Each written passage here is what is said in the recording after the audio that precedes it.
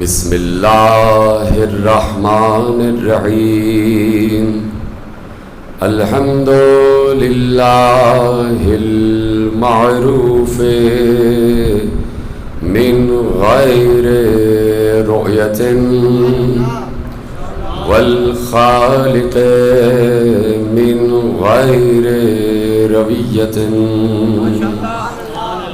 الذي لم يزل قائما دائما إذ لا سماء ذات أبراج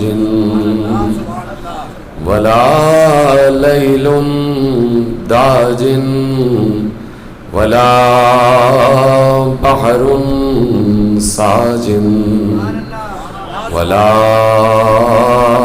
أرض ذات مهاد ولا خلق ذو اعتماد والصلاة والسلام والتحية والإكرام على نبي الرحمة وخازن المغفرة وقائد الخير والبركة ومنقذ العباد من الهلكة سيدنا ومولانا أبي القاسم محمد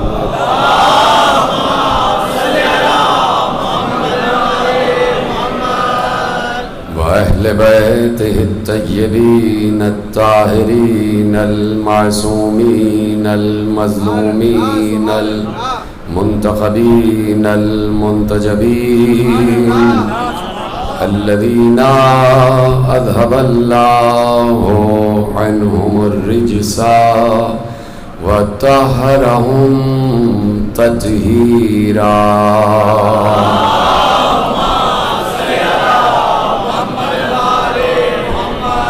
أما بعد فقد قال الله سبحانه وتعالى في محكم كتابه المجيد وفرقانه الحميد وقوله الحق بسم الله الرحمن الرحيم يعرفون نعمة الله ثم ينكرونها وَأَكْثَرُهُمُ الْكَافِرُونَ.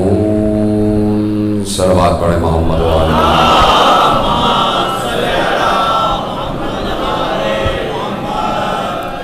پروردگار عالم کا احسان عظیم ہے اور اس کا شکر ہے کہ اس نے ہمیں آل محمد کے ذریعے بتایا کہ وہ خود کون ہے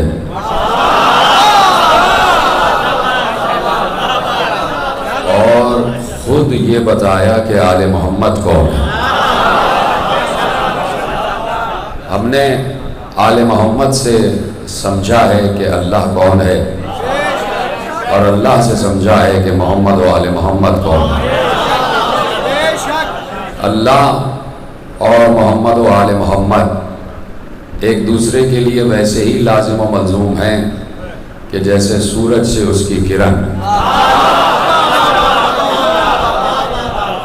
تو یہ جو تعلق ہے اور یہ جو قرب ہے آل محمد کا اللہ سے یہ بڑا دیرینہ ہے. یہ بہت پرانا تعلق ہے.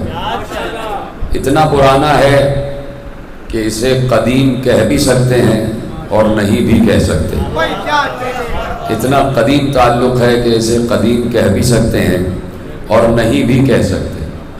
اس لیے میں نے یہ جملہ عرض کیا کہ قدیم اس لیے نہیں کہہ سکتے کہ اللہ فقط اکیلا قدیم ہے، اور قدیم اس لیے کہہ سکتے ہیں کہ خود آل محمد سے جب پوچھا گیا کہ جب اللہ تھا اور کچھ نہیں تھا اس وقت آپ کہاں تھے، اس وقت آپ کہاں تھے، یعنی جب اللہ تھا اور کچھ نہیں تھا تو سائل یہ سمجھ رہا ہے کہ اس نے یہ ذہن میں تصور قائم کیا کہ ایسا کوئی وقت گزرا ہی نہیں کہ وہ ہو اور یہ نہ ہو.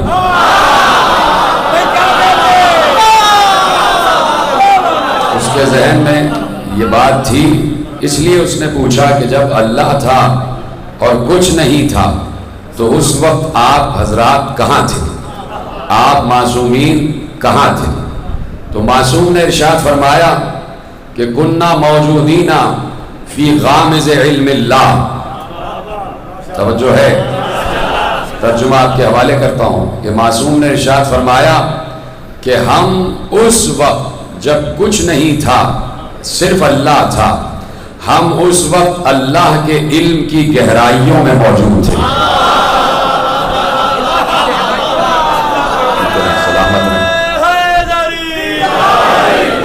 ہم اللہ کے علم کی گہرائیوں میں موجود تھے. کننا موجودین فی غامض علم اللہ، ہم اللہ کے علم کی گہرائیوں میں موجود تھے.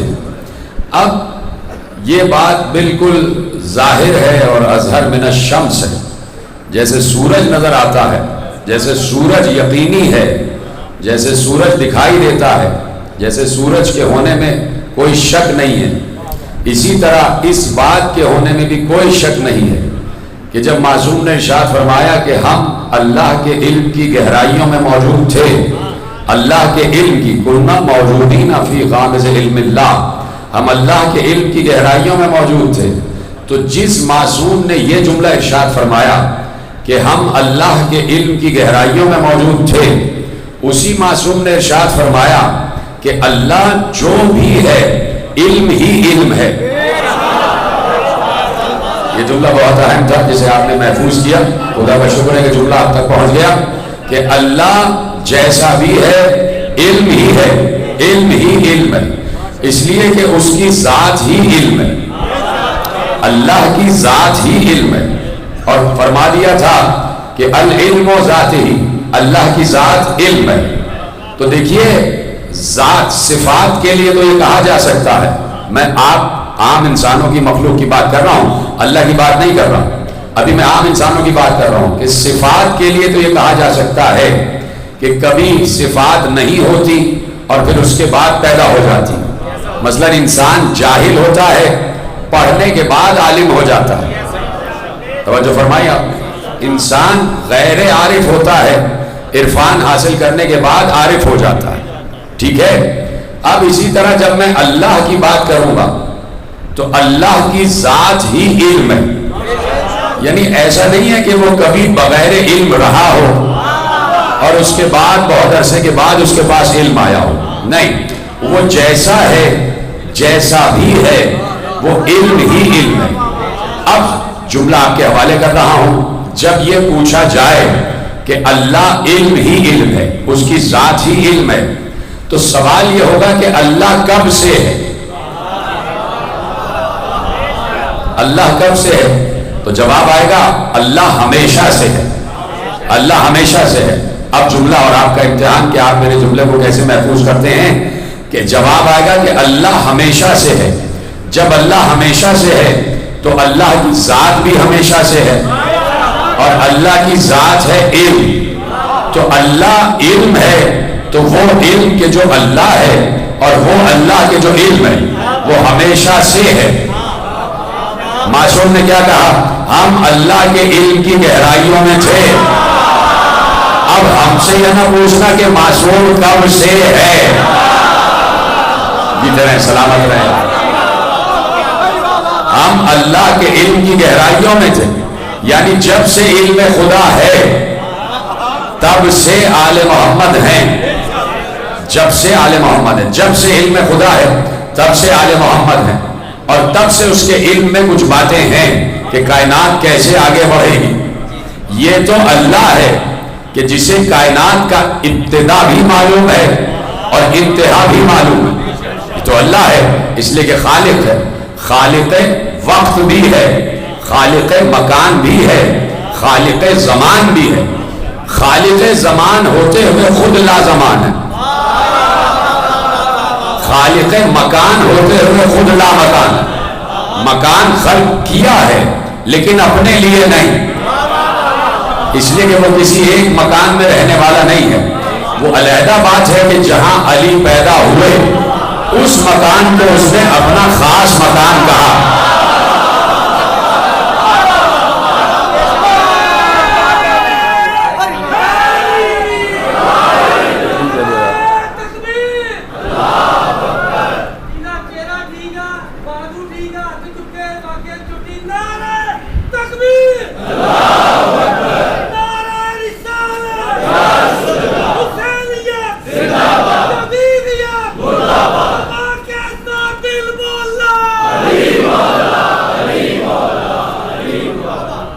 توجہ فرمائیے آپ نے.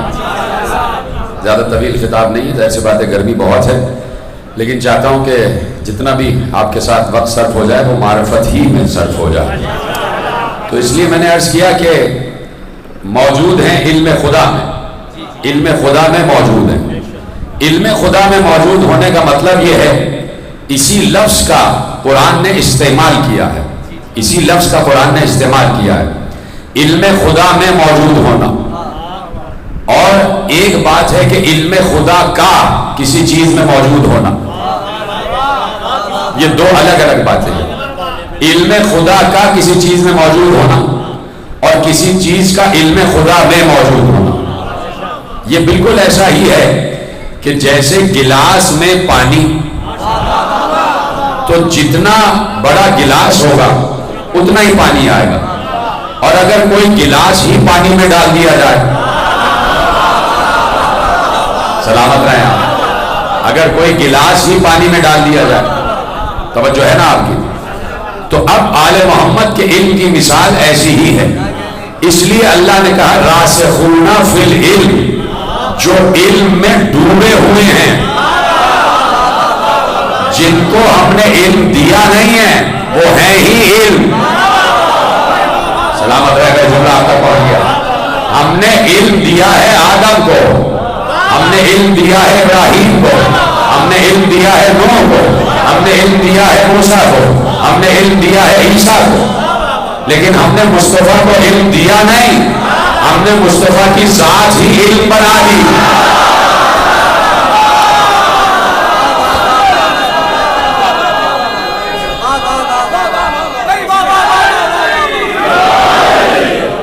ہم نے مصطفیٰ کی ذات ہی علم بنا دی.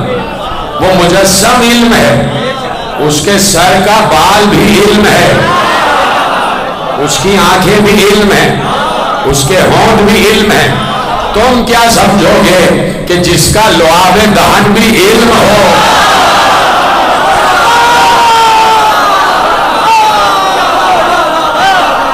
جس کا لعاب دہن بھی علم ہو، تو سوچو وہ علم کی کس منزل پر ہوگا اور علم کے کس مقام پر ہوگا. اور اس نے ہر کسی کو اس قابل جانا ہی نہیں کہ ہر کسی کو اپنا لعاب دہن دیتا پھرے.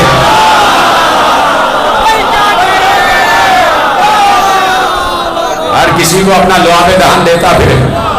کسی کو اس قابل نہیں جانا کہ کسی کو اپنی زبان چسائے، اس لیے کہ ہر دہن بھی اس قابل نہیں ہے کہ زبان رسالت داخل ہو سکے. اس لیے کہ یہ زبان رسالت نہیں ہے، یہ لعاب دہن نہیں ہے، یہ علم ہے کہ جو دہن علی کے سے ہوتا ہوا قلب علی میں منتقل ہو رہا تھا. تو اب جتنا علم رسالت ہے اتنا ہی علم امامت ہے، اور جتنا علم توحید ہے وہ سارا کا سارا علم مصطفیٰ. اس لیے کہ اللہ نے اپنے علم کا مرقع قرآن کو کہا ہے کہ قرآن میں میرا سارا علم موجود ہے، کتاب مبین میں میرا سارا علم موجود ہے. کہہ دیا حامیم والکتاب المبین اِنَّا جَعَلْنَاهُ قُرْآنًا عَرَبِيًّا لَعَلَّكُمْ تَعْقِلُونَ. حامیم، مجھے کتاب مبین کی قسم کہ ہم نے اس قرآن کو عربی زبان میں نازل کیا ہے تاکہ تم سمجھ سکو. اب یہ اللہ نے ارشاد فرما دیا حامیم والکتاب المبین اِنَّا جَعَلْنَاهُ قُرْآنًا عَرَبِيًّا لَعَلَّكُمْ تَعْقِلُونَ. حامیم کی قسم یا حامیم، مجھے کتاب مبین کی قسم کہ ہم نے قرآن کو عربی زبان میں نازل کیا تاکہ تم سمجھ سکو. اب یہ حامیم کیا ہے اور کتاب مبین کیا ہے؟ حامیم کیا ہے اور کتاب مبین کیا ہے؟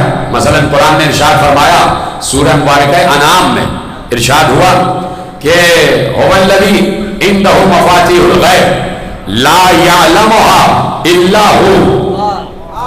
वो है कि जिसके पास गैब के खजानों की चाबियां हैं, जिन गैब की चाबियों को कोई नहीं जानता सिवाय हू के। ला यालमुहा इल्ला हु हुवल्लज़ी इंदहु मफातिहुल गैब ला यालमुहा इल्ला हु। वो है जिसके पास गैब के खजानों की चाबियां हैं, जिन्हें सिवाय हू के कोई और नहीं जानता, कोई और नहीं जानता। फिर इरशाद हुआ आगे बढ़ के, वमा तस्कुतु मिन वरक़तिन इल्ला यअलमुहा। कायनात में कोई पत्ता ऐसा नहीं है जो दरख्त से गिरे और अल्लाह को न मालूम हो तो पत्ता गिरा। वला हब्बतिन फी ज़ुलुमातिल अर्ज़। कायनात में जमीन की तारीकियों में, जमीन के गढ़ों में, जमीन की गहराइयों में कोई दाना ऐसा नहीं है जो उगे और अल्लाह को मालूम ना हो कि दाना होगा। फिर इरशाद फरमाया ला रब्बिन वला याबिसिन इल्ला फी किताबिन मुबीन। कायनात का कोई खुशकोतर ऐसा नहीं है जो किताबे मुबीन में मौजूद ना हो। अब इसको आप समझ लें, 35 या 40 मिनट की गुफ्तगू, इससे ज्यादा मैं मुतहम्मिल भी नहीं हो सकता, आपको रहमत भी नहीं दे सकता। तवज्जो फरमाने आप।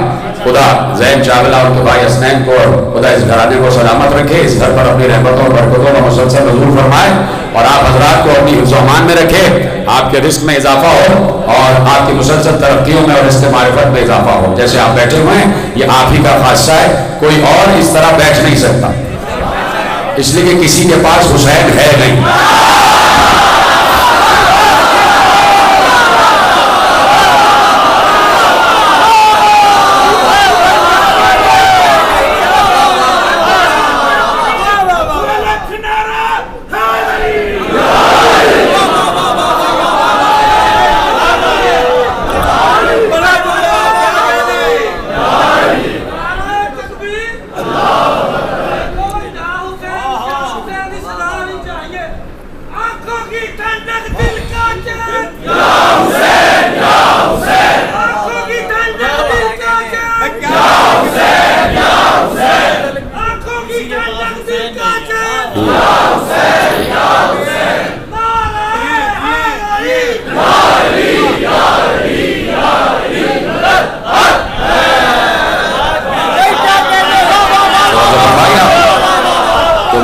दुआएं देता हुआ आगे बढ़ रहा हूं और इसीलिए मैंने अर्ज किया कि 2-4 जुमले आपके हवाले करता हूं और उसके बाद बात कामिल हो जाएगी। तवज्जो है आपकी? तो अब इल्म खुदा और इल्म खुदा का मुरक्कब कुरान, और अल्लाह ने किताब मुबीन के लिए इरशाद फरमा दिया कि हमने सब कुछ किताब मुबीन में रख दिया। यानी जो इल्म, जिस इल्म का अल्लाह ने अपनी तरफ निस्बत दी वो सारा का सारा इल्म किताब मुबीन में दाखिल कर दिया। यानी गैब के खजानों की चाबियां किताब मुबीन को भी मालूम, इसलिए कि अल्लाह ने किताब मुबीन में इल्म रखा। पत्ता गिरता है अल्लाह को मालूम है और किताब मुबीन में अल्लाह ने ये इल्म रख दिया। दाना उगता है अल्लाह को मालूम है और अल्लाह ने किताब मुबीन में ये इल्म रख दिया। कायनात का कोई खुशखबर ऐसा नहीं है जो इल्म हो और किताब मुबीन में ना हो। ला असगरा मिन ज़ालिक वला अकबरा इल्ला फी किताब मुबीन। कोई बड़ी से बड़ी शय और कोई छोटी से छोटी शय ऐसी नहीं है जो किताब मुबीन में मौजूद ना हो। अब किताब मुबीन सब कुछ जानती है और अल्लाह ने इसी किताब मुबीन की कसम खाई है कि हामीम वल किताब मुबीन। हमें किताब मुबीन की कसम कि जिसमें हमारा सारा इल्म मौजूद है, जिसमें हमारा सारा इल्म मौजूद है। किताब मुबीन की एक तफसीर यह है कि किताब मुबीन इसमें आजम को भी कहते हैं। किताब मुबीन इसमें आजम को भी कहते हैं। इसमें आजम का दूसरा नाम किताब मुबीन है और इसमें आजम है 73 इसमें आजम है, जिनमें से 72 आले मोहम्मद के पास, इसमें से 72 आले मोहम्मद के पास है और एक गैब में है, एक गैब में है। तो मैं अक्सर यही कहता हूं कि गैब वाला भी तो इन्हीं का है, गैब वाला भी तो इन्हीं का है। तो किताब मुबीन, तवज्जो फरमा रहे हैं आप, کائنات میں کوئی خوشخبر ایسا نہیں ہے جو کتاب مبین میں نہ ہو. کائنات میں کوئی بڑی کوئی چھوٹی شے ایسی نہیں ہے جو کتاب مبین میں نہ ہو. اب اس میں پوری کائنات آ گئی، اس لیے کہ کچھ ستارے بڑے ہیں کچھ چھوٹے ہیں. جنتوں میں کچھ قصر بڑے ہیں کچھ چھوٹے ہیں. جہنم میں کچھ عذاب چھوٹے ہیں کچھ بڑے. عرش میں کچھ عرش چھوٹے ہیں کچھ عرش بڑے ہیں. عرش کی اقسام پہ 3 سال پہلے میں تقریر کر چکا. اسی طرح لوح ہے، اسی طرح قلم ہے، اسی طرح کرسی ہے. یعنی کائنات کی ہر شے کتاب مبین میں موجود ہے. یعنی اگر کائنات کی کوئی بھی بات پوچھنا ہو تو کتاب مبین سے پوچھو، کتاب مبین ہر بات کا جواب دے گی. ٹھیک ہے، بات یہاں تک آ گئی. سب بات سمجھ چکے کہ کائنات میں اگر کوئی بھی علم پوچھنا ہو تو کتاب مبین سے سوال کرو، کتاب مبین کے پاس ہر جواب موجود ہوگا. اس لیے کہ جتنا علم اللہ کا ہے وہ سارا کا سارا اس نے کتاب مبین میں رکھ دیا. اب معصوم سے پوچھا گیا کہ مولا یہ ارشاد فرمائیے یہ حامیم کیا ہے اور یہ کتاب مبین کیا ہے؟ معصوم نے کہا حامیم. حامیم یہ کتاب ہود میں محمد کا نام ہے. کتاب ہود، جناب ہود پر جو صحیفہ نازل ہوا اس میں حامیم محمد کا نام ہے کہ یہ حروف مقطوع ہیں. ان میں سے 2 حروف کم کیے گئے. ہے محمد کا نام لیکن 2 حروف کم کر دیے گئے. پہلا میم اور آخر کا دال. جب پہلا میم ہٹ گیا اور آخر کا دال ہٹ گیا تو بیچ کا ہا اور میم بچا. تو کہا ہا اور میم محمد کا نام ہے. محمد ہے ہا اور میم. پہنچ گئی بات. اب میرے 7ویں امام سے بات پوچھی جا رہی ہے اور 7ویں امام کہہ رہے ہیں کہ ہا میم کتاب ہود میں نام محمد ہے. اب اس نے کہا یہ کتاب مبین کیا ہے؟ دیکھیے اب آپ کے ذہنوں میں خود بخود آنا چاہیے کہ جہاں محمد ہو وہاں ایک نام ضروری ہے. اس نام کے بغیر محمد کا ذکر کامل نہیں ہوتا. جب معصوم نے ارشاد فرما دیا کہ حامیم نام محمد ہے تو ایک بار کہا کتاب مبین علی ابن ابی طالب.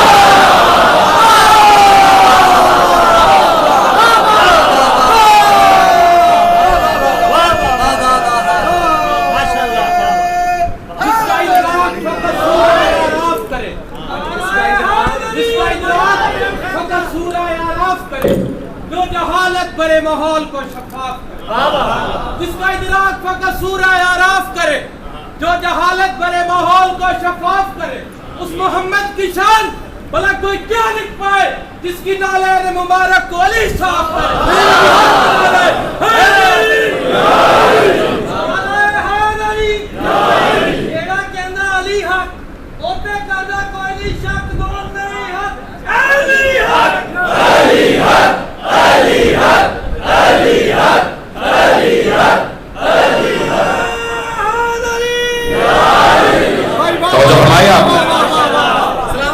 جب وارث قرآن کریم نے، جب وارث کتاب مبین نے لفظ کتاب مبین کا ترجمہ کر دیا تو اب کوئی شک نہیں ہونا چاہیے. سب کو بولنا اس بات پر، اب کوئی شک نہیں ہونا چاہیے. جب رسول کے 7ویں وارث نے اعلان کر دیا کہ کتاب مبین سے مراد علی ہے تو اب میں جملہ دینے جا رہا ہوں. اب مجھے یہ حق حاصل ہو گیا کہ جہاں پر بھی قرآن میں لفظ کتاب مبین آ جائے اس کا ترجمہ ہوگا علی.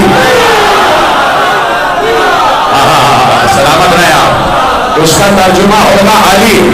اب میں صرف آیت پڑھوں گا اور ترجمہ کرنا آپ کا کام ہے. کیا کہا میں نے؟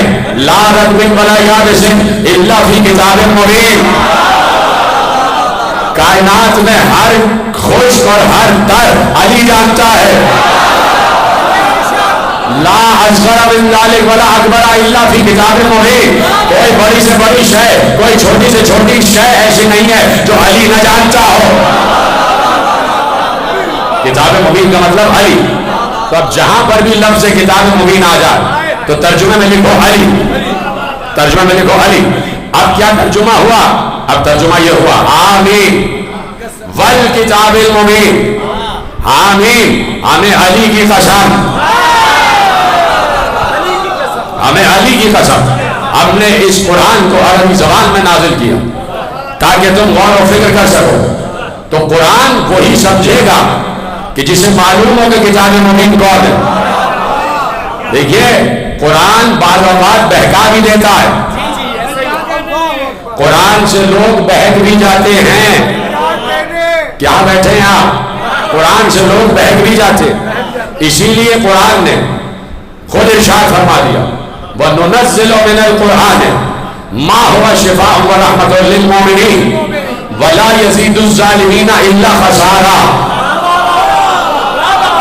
کہا کہ یہ قرآن مومنین کے لیے شفا بھی ہے اور رحمت بھی ہے، اور ظالموں کے لیے اس میں سوائے خسارے کے اور کچھ نہیں ہے۔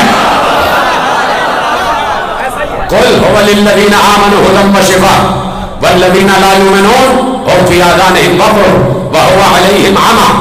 کہہ دیا کہ ان سے کہہ دیجئے قُلْ هُوَ لِلَّذِينَ آمَنُوا هُدًى وَشِفَاءٌ، ان سے کہیے کہ یہ قرآن ہدایت بھی ہے اور شفا بھی ہے، لیکن مومنوں کے لیے۔ یہ قرآن ہدایت بھی ہے اور شفا بھی ہے، لیکن مومنوں کے لیے ہدایت اور شفا ہے۔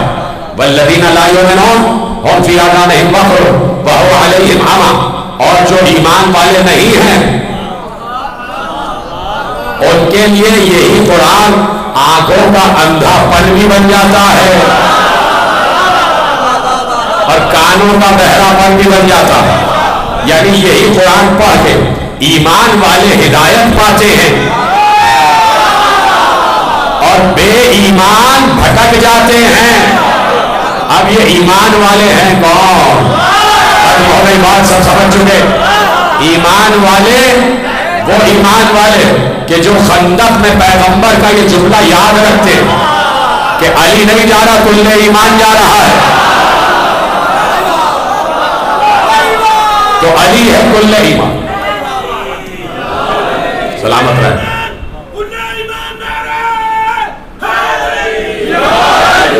علی ہے کل ایمان، علی ہے کل ایمان۔ تو جب علی کل ایمان ہے تو ایمان والا علی والا ہو۔ ایمان والے کا مطلب علی والا۔ تو اب قرآن کی آیت پڑھیے کہ یہ قرآن ہدایت ہے اور شفا ہے علی والے کے لیے، اور جو علی والا نہیں ہے وہ یہی قرآن پڑھ کے اندھا بھی ہو جاتا ہے، بہرا بھی ہو جاتا ہے۔ جو علی والا نہیں ہے وہ یہ قرآن پڑھ کے بھٹک بھی جاتا۔ توجہ فرمائیے آپ۔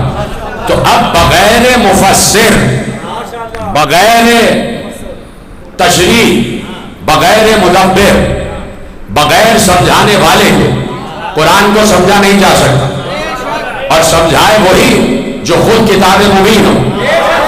تو علی کے بغیر اگر کتاب سمجھنے کی کوشش کی تو انسان بھٹک جاتا، پھر بلبلانے لگتا، اور کبھی کوئی بل اور کبھی کوئی بل۔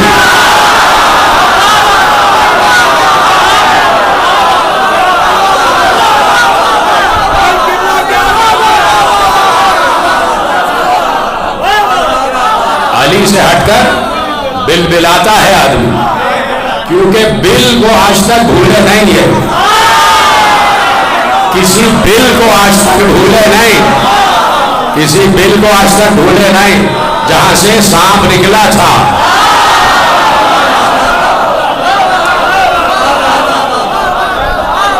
جو فرمائی آپ، عجیب بات ہے۔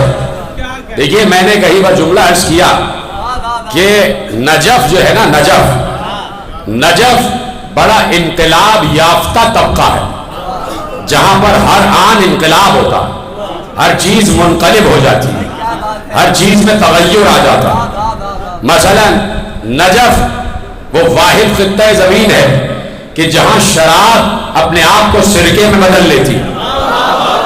نجف کی حدود میں شراب لے کے جاؤ گے، شراب سرکے میں بدل جائے۔ اب سمجھ میں آیا کہ تطہیر والا کسے کہتے ہیں؟ جو نجاست کو طہارت میں بدل دے اسے کہتے ہیں صاحب تطہیر۔ تطہیر ہے طہارت کا سمندر، اور سمندر سے اگر کوئی نجس چیز پھنس ہو جائے تو پاک ہو جاتی ہے. تو علی ہے طہارت کا سمندر اور علی نجف والا علی ہے، تو وہاں سرکہ بن جاتی ہے شراب، یعنی کوئی نجس چیز جا نہیں سکتی. اسی طرح نجف میں ایک جانور بھی نہیں جا سکتا جسے کتا کہا جاتا ہے. تو نجف میں یہ نجس جانور بھی نہیں جا سکتا، نہیں جا سکتا، جا ہی نہیں سکتا. دور دور ہٹ جاتے اور پھر دور دور کھڑے ہو کے بل ملانے لگتے، دور رہتے نجف سے. یہ علی کا کمال ہے. اسی طرح نجف میں سانپ بھی اپنی فطرت بدل لیتا، سانپ بھی اپنی فطرت بدل لیتا. نجف کا ایک واقعہ آپ کو سناتا ہوں، یاد آ گیا تو سناتا ہوں. ایک گھر ہے اور اس گھر میں کچھ لوگ رہ رہے ہیں. ایسے میں سانپ آیا اور طاق پر کچھ پیالے رکھے ہوئے تھے، پیالے رکھے ہوئے تھے. اس نے ایک پیالے میں منہ ڈالا اور اس نے اپنا زہر چھوڑ دیا، زہر چھوڑ دیا. اب یہ سانپ کی فطرت ہے، وہ نقصان پہنچاتا اور چاہتا ہے کہ میں نقصان پہنچاؤں. اس نے اپنا زہر داخل کر دیا.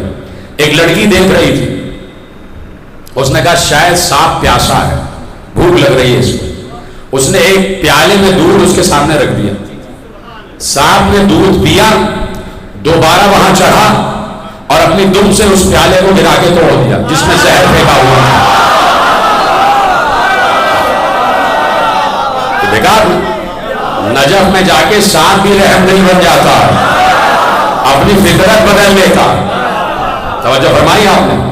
تو اسی لیے میں نے کہا کہ بھائی علی سے ہٹ کر قرآن پڑھو گے تو پھر یقیناً بہکو گے، پھر مسائل پیدا ہوں گے اور وہ مسائل ایسے ہوں گے کہ جن سے کبھی نکل نہیں سکتے، نکل نہیں سکتے. آپ علی کے بغیر مسائل سے نہیں نکل سکتے. جب کوئی 70 مرتبہ علی کے بغیر مسئلوں سے نہیں نکل سکا، جو سمجھ گئے ہم کو میرا سلام. جب کسی نے 70 مرتبہ اعلان کیا کہ اگر علی نہ ہوتے تو وہ بھی علی کے بغیر مسائل سے نہ نکل پائے، تو آپ کیسے نکلیں گے؟ آپ کیسے نکلیں گے؟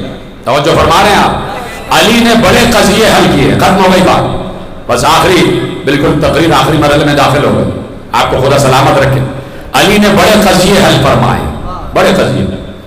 تو پیغمبر ایک دن مسجد میں آئے، اپنے حجرے سے نکل کے مسجد میں آئے اور سب اصحاب بیٹھے ہوئے تھے، علی ابن ابی طالب بھی تھے.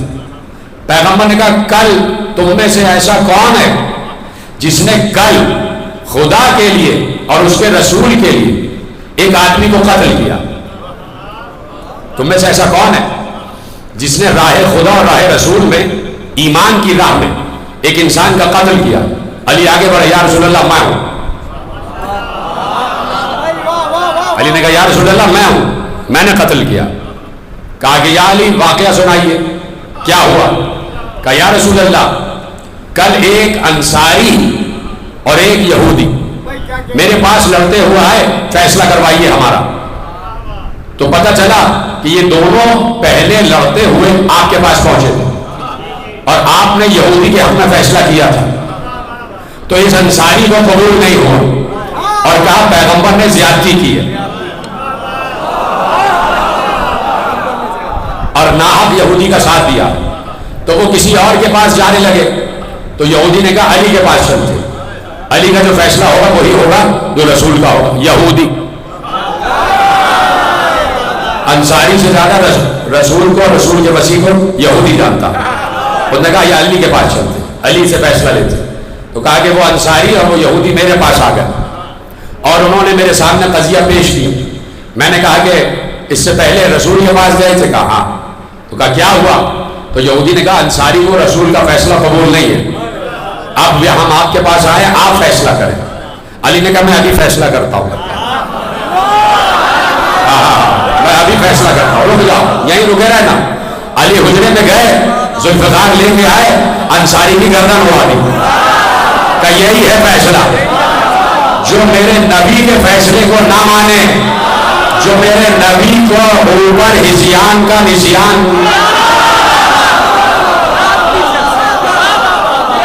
جو نبی کے فیصلے پر اعتراض کرے اس کا یہی انجام ہے کہ قتل کر دیا جائے، قتل کر دیا جائے۔ اور علی نے کہا کہ یا رسول اللہ اب اس انصاری کے لواحقین وارثین آپ کے پاس آیا ہی چاہتے، ایسے میں وہ آ گئے۔ علی نے کہا کہ اس انصاری کے لواحقین پسماندگان وارثین آپ کے پاس آئیں گے، ابھی دیکھیے گا آئیں گے، اور تھوڑی دیر میں وہ آ گئے اور کہا یا رسول اللہ علی نے ناحق قتل کیا، ہم چاہتے ہیں کہ دیت دی جائے، دیت دے۔ پیغمبر نے کہا تمہارے مردے کی کوئی دیت نہیں، ابھی تو جملہ آنے والا ہے۔ سلام کرنا رسول اللہ کو، سلام کرنا رسول اللہ کو کہ رسول اللہ نے کیسا جملہ دیا۔ اس انصاری کے وارثین نے کہا کہ ہمیں دیت چاہیے ہمارے قتل ہونے والے کی، علی نے قتل کیا۔ پیغمبر نے کہا اس کی کوئی دیت نہیں ہے۔ کہا اچھا قصاص دے دیجیے، کہا کوئی قصاص نہیں ہے۔ وہ چپ ہو گئے، کہا جاؤ اس کو اٹھاؤ اور یہودیوں کے قبرستان میں دفن کر دو۔ آخری آدمی تک سنیں گے جملہ پیغمبر نے کیا کہا، جاؤ اس مردے کو اٹھاؤ اور یہودیوں کے قبرستان میں دفن کر دو، اس لیے جو بھی علی کی ذوالفقار سے مرتا ہے وہ جہنم میں جاتا ہے۔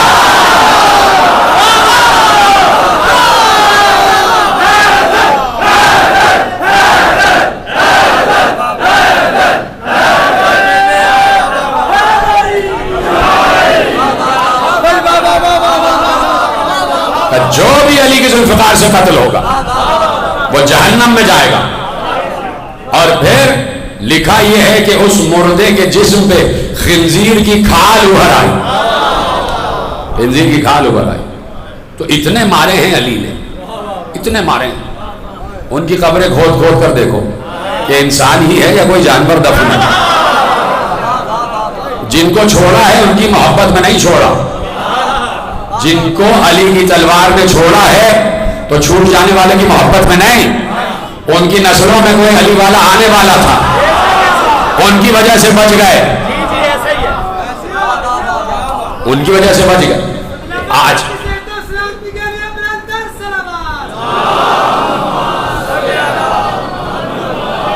تو آج بھی علی کی تلوار سے بچے ہوں کی نسلیں منتظر ہیں کہ ہم کلمہ پڑھیں، اسی لیے ان کے آبا و اجداد بچ گئے، علی کی تلوار سے بچ گئے۔ اس لیے کہ ابھی کچھ لوگ آنے والے ہیں اور کچھ آئے تو وہ یہاں آ گئے، کچھ ابھی باہر ہیں وہ آنے والے، وہ آنے والے۔ یاد رکھنا کہ جتنے ہیں چاہے کتنا ہی موذی دشمن کیوں نہ ہو، اس کا باپ دادا اگر علی کی تلوار سے بچا ہے تو یا تو وہ خود آئے گا یا اس کی نسلوں میں کوئی ہے جو ابھی آنے والا۔ یہ سمجھ لینا، میری بات پہنچ گئی نا آپ تک۔ اسی لیے میرے مولا زین العابدین، ختم ہو گئی بات، جب آئے ہیں مدینے رہا ہو کر واپس تو مولا نے مجلسیں پڑھی، مصائب سنائے، اور مصائب سناتے سناتے ایک بار شہادت پڑھ رہے تھے کہ تمہیں پتا ہے میرے بابا کو کیسے مارا گیا، میرے بابا نے کیسے جنگ کی ہے۔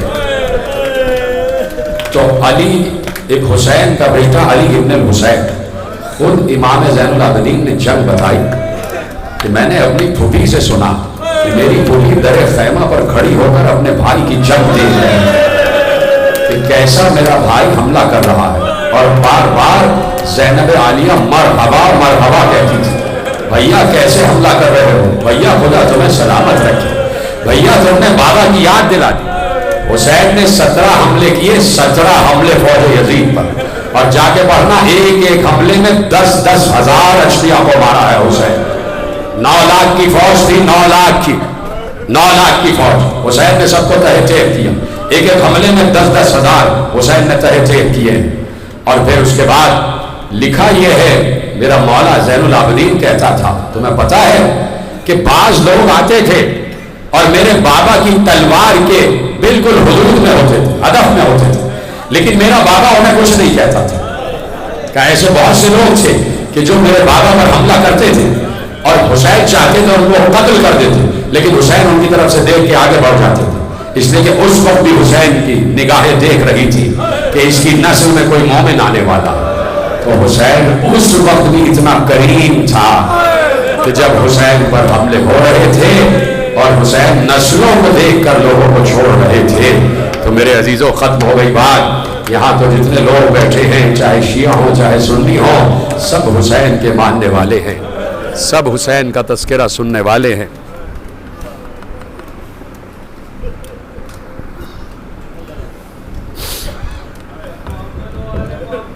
سب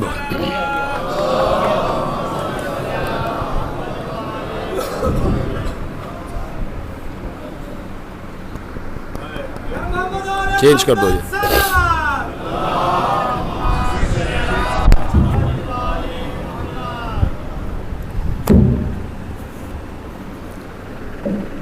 توجہ ہے، سب حسین کا ذکر سننے بیٹھے ہیں، سب حسین کا تذکرہ سننے بیٹھے ہیں. میرے عزیزوں، تم نے غور کیا اس وقت کافی دیر سے بیٹھے ہو، یہ جہاں بیٹھے ہیں ہم، یہ تہہ خانہ ہے.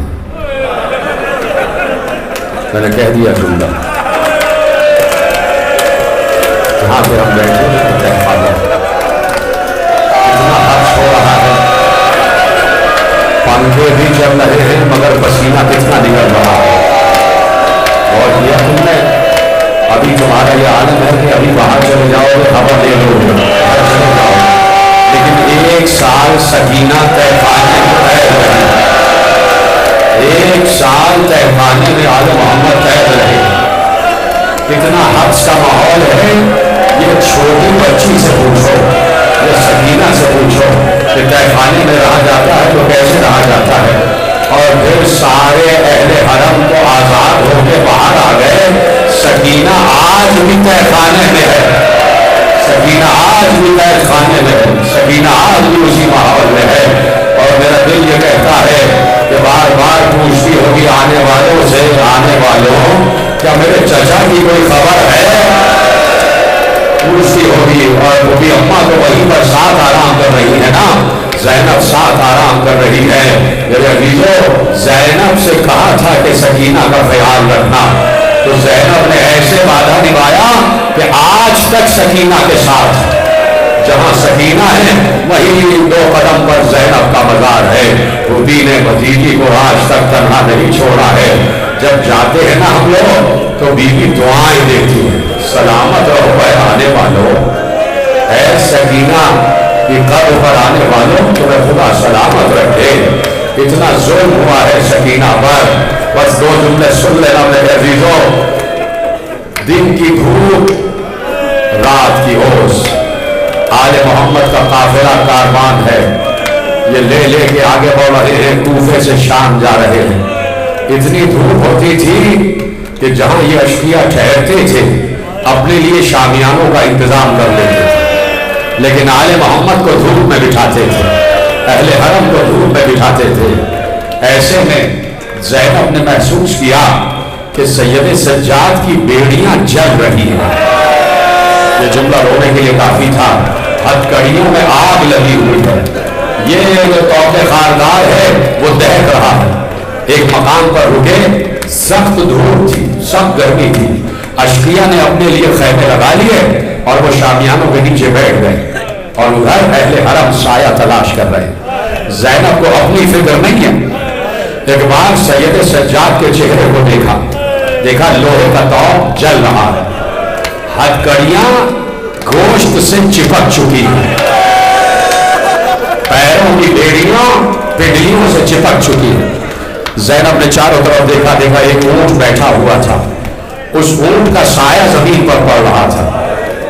زینب نے اس سائے میں زین العابدین کو بٹھا دیا. میرے بیٹے تم یہاں بیٹھ جاؤ، خود اپنی پرواہ نہیں ہے زینب، میرا بھتیجا سلامت رہے، امام وقت سلامت رہے. ایسے میں سکینہ چھوٹی سی 4 برس کی سائے کی تلاش میں ہے.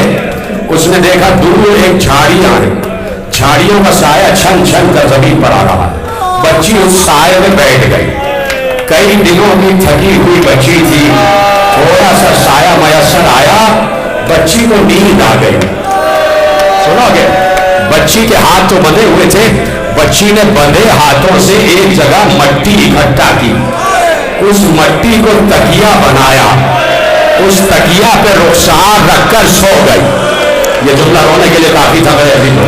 وہ بچی اس تکیہ پر، خاک کے تکیے پر اپنے رخسار سو گئی۔ ایسے میں کچھ لوگوں نے آ کے اشفیہ سے کہا کہ یہ شہر والے حملہ کرنے والے، یہاں سے جلدی چلو، جلدی چلو۔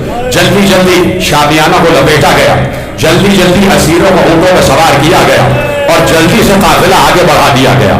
خبر ہی نہ ہوئی کہ سکینہ وہیں رہ گئی، بچی وہیں رہ گئی، تنہا رہ گئی۔ ختم ہو گئی تقریر، شام ہو گئی، بچی کی آنکھ کھلی تو بچی دہشت زدہ ہو گئی، اس لیے کہ نہ بھیا ہے، نہ ماں ہے، نہ پھوپھی ہے، بچی اکیلی رہ گئی۔ کبھی ادھر دیکھتی ہے، کبھی ادھر دیکھتی ہے، کبھی بائیں دیکھتی ہے، کبھی دائیں دیکھتی ہے۔ ایک بار آواز دی، بھیا، اماں، پھوپھی، میں تنہا رہ گئی، میں کس کو پکاروں؟ ایک بار نجف کا رخ کر کے کہا، دادا علی آپ بھی مدد کو آ جاؤ۔ پھر اشارہ کیا کربلا کی طرف، چچا عباس سب مجھے چھوڑ کے چلے گئے، آپ کی بھتیجی تنہا رہ گئی۔ تھوڑی دور جب قافلہ آگے بڑھا تو زینب نے کہا، سکینہ رہ گئی، ہماری بچی رہ گئی، جب تک بچی نہیں آئے گی ہم آگے نہیں بڑھیں گے۔ رات ہو چکی تھی، اندھیرا بھیگ چکا تھا۔ ایک بار زجر بن قیس ملعون، یہ نام سنتے ہی رونا شروع کر دینا، اس لیے کہ بڑا ظالم ہے، اس سے زیادہ ظالم دیکھا نہیں ہوئے عرض میں۔ زجر بن قیس ملعون بچی کو ڈھونڈنے چلا، واپس آیا، گھوڑے میں بیٹھا ہوا تھا، پیچھے کی طرف چلا، چلتے چلتے اب راوی حمید ابن مسلم کہتا ہے کہ میں بھی اس کے پیچھے چلا تاکہ لکھتا رہوں کہ یہ کیا کرتا ہے، یہ بچی کے ساتھ کیا سلوک کرتا ہے۔ کہتا ہے میں اس کے پیچھے پیچھے ایک ناقے پر سوار، میں نے دیکھا دور سے وہ بچی نظر آ گئی، سکینہ دور سے نظر آئی، سکینہ کی نگاہ زجر بن قیس پر پڑی، بچی لرزنے لگی، بچی تھرتھرانے لگی۔ کیا سن رہے ہو؟ بچی کا چہرہ زرد ہو گیا۔ ایک بار زجر بن قیس آگے بڑھا، حمید ابن مسلم کہتا ہے میں بھی آگے بڑھا، بچی نے دیکھا کہ زجر لال آنکھوں کے ساتھ غصے میں سکینہ کے قریب آ رہا ہے، اور اب قریب تھا کہ تازیانہ اٹھایا۔ زجر بن قیس نے تازیانہ لہرایا اور کہا تیری ہمت کیسے ہوئی کہ تم قافلے کے پیچھے رہ گئی؟ کیا تو وطن واپس جانا چاہتی ہے؟ ایک بار تازیانہ لہرا کر سکینہ کے قریب آیا، سکینہ دوڑ کے حمید ابن مسلم کے پیچھے چھپ گئی۔ اے شہر مجھے بچا لے، اے شہر مجھے بچا لے۔ اتنی دیر میں زجر آگے بڑھا،